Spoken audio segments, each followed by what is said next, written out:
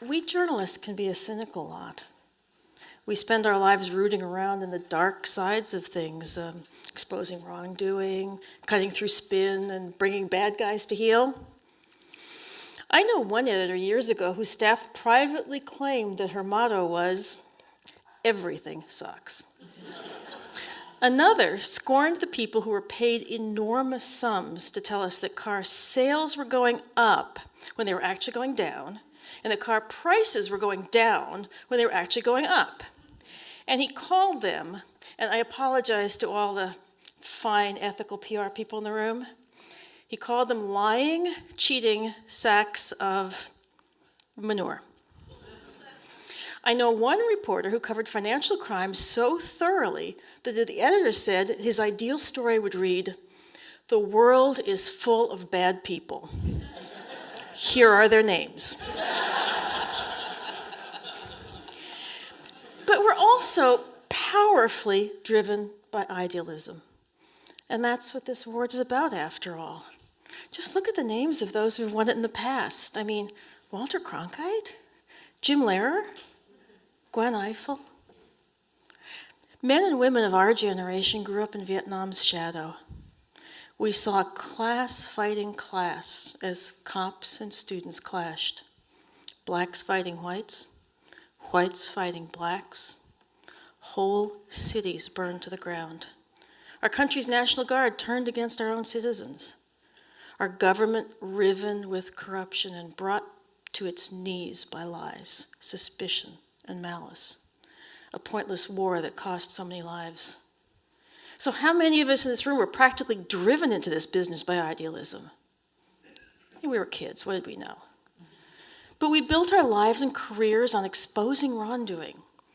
And by doing that, we played a big role in keeping our democracy astonishingly honest, astonishingly free, and astonishingly dedicated to the concept that government should not be corrupt.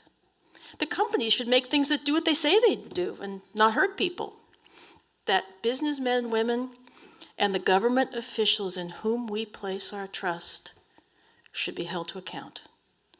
That we are a country and a people ruled by laws and principles.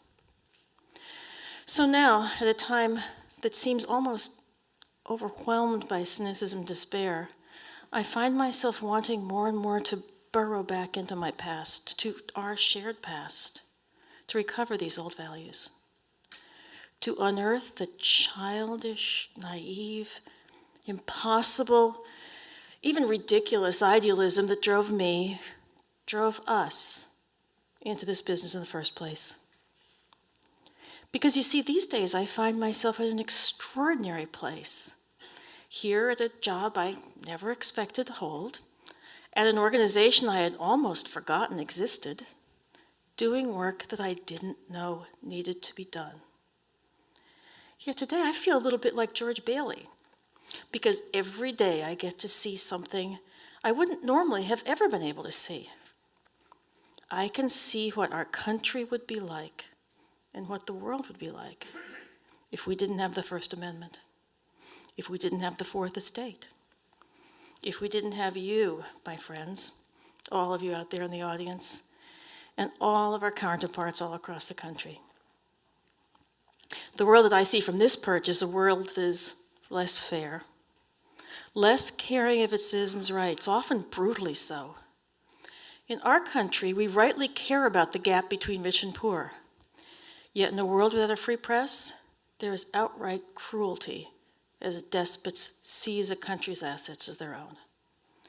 And just think what it is like to live in a world where the press isn't just messy, unruly, and increasingly polarized. Think of a world where you can believe nothing. Nothing of what you read, hear, see in your country's media. Where every word is carefully calibrated to make you believe that up is down, right is left, bad is good, good is bad, and as they say, resistance is futile. How do I know? Because a world without free press is where my colleagues and I here at VOA live every day.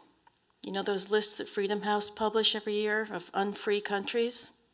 We'll count up roughly 50 or 60 from the bottom, and there you have it, our audience. China, Russia, Iran, Turkey, North Korea.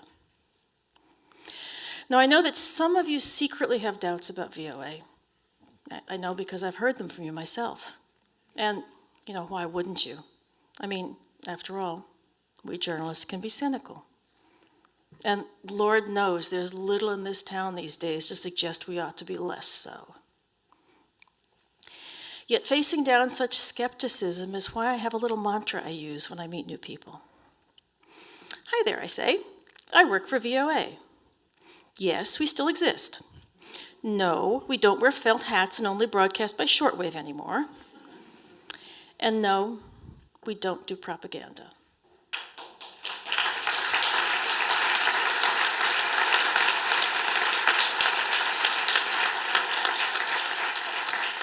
And it's true. We don't do propaganda. And God willing, we never will. Here's what we do. We broadcast all around the world the uncensored version of speeches, the unheard views of opposition parties, the stories of disappeared teachers, politicians, journalists, sometimes whole populations. We also show the world America in all its, yes, greatness, and also its flaws and faults. We are as independent as all of you are, and again, God willing, we'll stay that way. As we say, we broadcast the First Amendment. We do news, current events, talk shows, women's programs, health programs, tech programs, in Chinese, Bambara, Russian, Farsi, Lingala, Hausa, Ukrainian, Tibetan, and 39 other languages, many of which I bet you've never even heard of, because I know I hadn't. In a huge part of the world, a bigger part than we can all bear to imagine, we are the free press.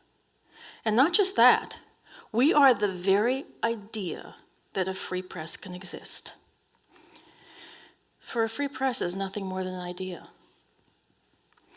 Every day here at VOA, we ask people to put aside their fears and prejudices and do the best they can to honestly broadcast both the official line of dictatorships and that of those who oppose it. We ask them to report fairly about people who may have been their family's enemies for years. Like asking journalists from Myanmar to ignore the anger and taunts from their family and friends back home and give the Rohingya a fair shake.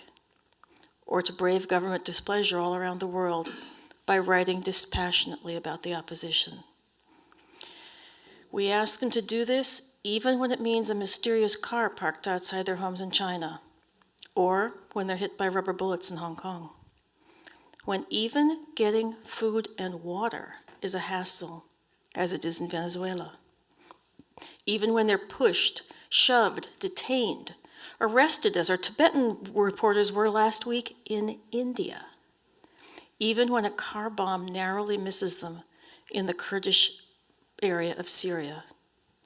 And yes, sometimes, as in Somalia, even when it doesn't. This evening is all about celebrating idealistic, courageous journalism, but for me, there was no courage at all. It was all privilege. It was a privilege for me to be able to spend my entire life squarely within the values I know we all cherish. And the biggest privilege of all, it wasn't a privilege, it was a right. So we who have had that privilege of living our values owe it to those who come next to help ensure that they can too. And that means not just here in the US, but all over the world. And I'm asking you here to celebrate courageous journalism by protecting those who do this hard work right here in our own backyard. Take your colleagues here at VOA under your wing. The forces that threaten the free press, both abroad and at home, threaten them too. And if people continue to believe that VOA is already just spouting propaganda, then no one will be there to care if someday it is forced to do so. Please pay attention, not just for them, for you, and for all of us. Thank you.